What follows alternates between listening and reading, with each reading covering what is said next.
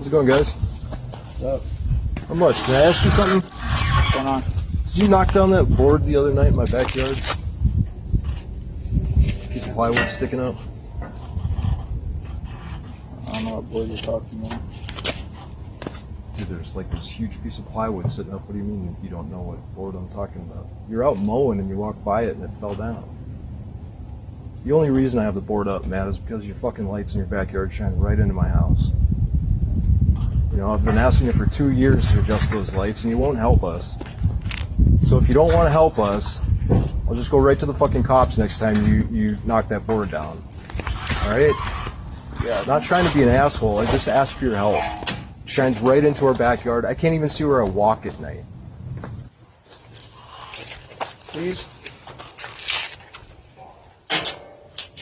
Something to adjust? It shouldn't be that hard to adjust.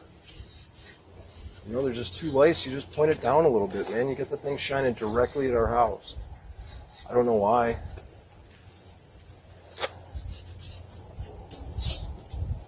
Oh, all right. Good conversation, man.